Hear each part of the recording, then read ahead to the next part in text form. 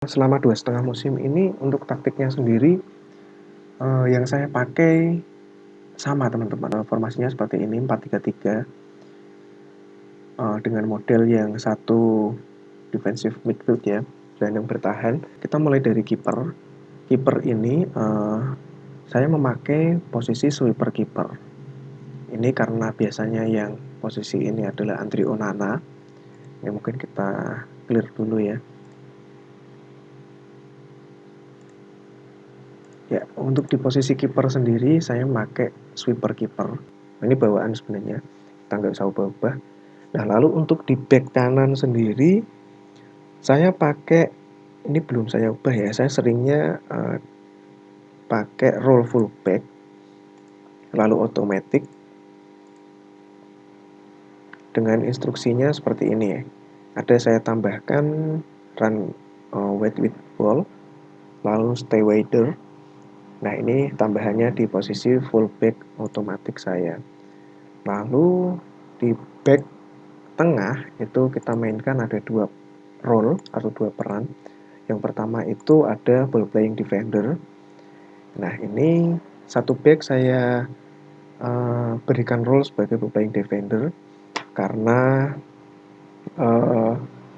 dia bisa mendistribusikan bola nggak cuma sebagai back biasa, tapi mendistribusikan bola menghubungkan dengan lini tengah teman-teman. Ini ball playing defender, lalu satunya lagi saya berikan role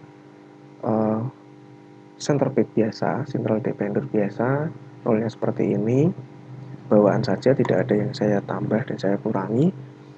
Lalu di posisi back kiri ini saya berikan role inverted wingback teman-teman. Jadi back kiri ini saya instruksikan untuk masuk ke lini tengah. Jadi ketika kita memegang bola, dia itu tidak overlap ke sini, tidak maju di area flank kiri ini, tapi dia masuk di posisi gelandang ini teman-teman. Kalau misalkan kita sedang memegang bola, jadi dia jadi opsi tambahan sebagai gelandang, biasanya berdampingan dengan gelandang bertahan saya ini. Jadi kalau misalkan kita melawan sebuah tim, kita unggul jumlah di posisi tengah ketika memegang bola.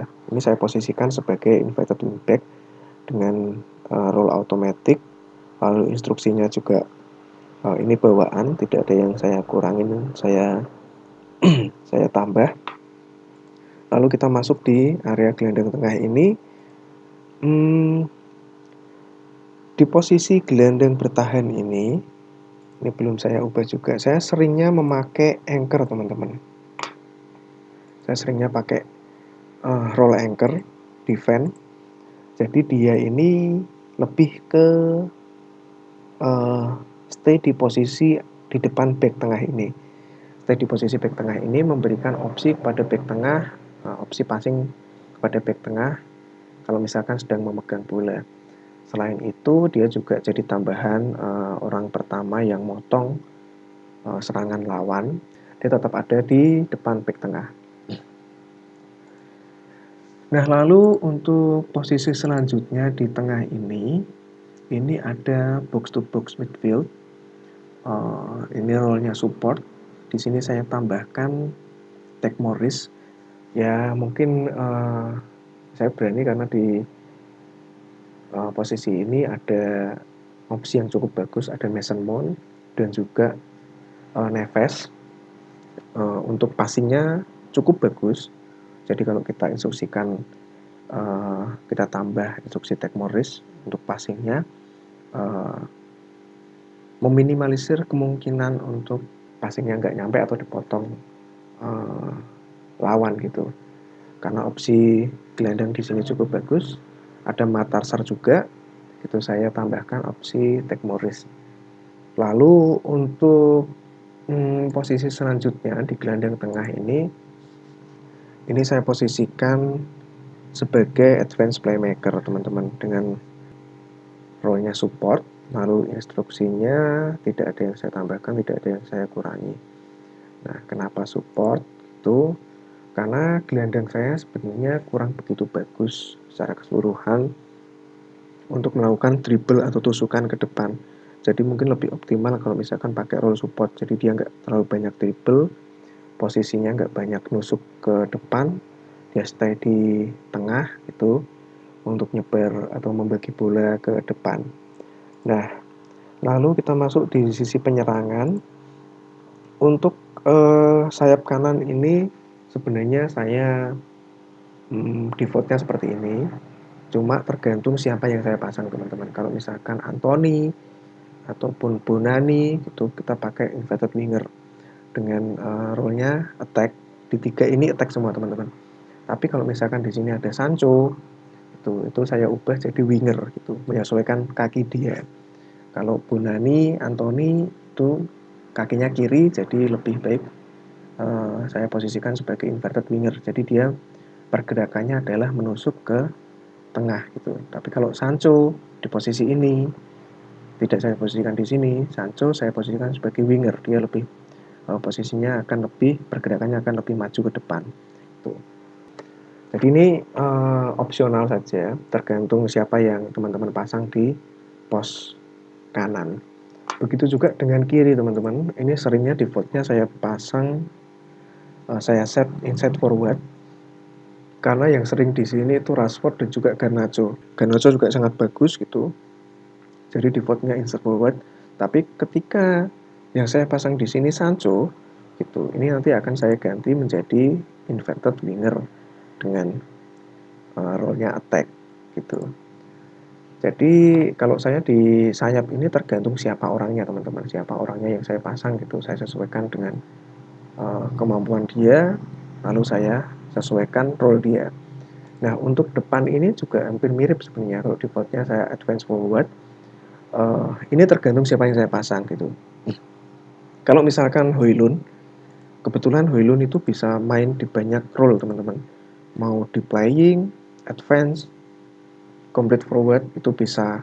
Kalau misalkan lawan kuat gitu lebih sering biasanya saya modifikasi jadi di playing forward. Jadi dia agak mau turun untuk turun minta bola, jaga bola baru dioper ke temannya yang lain.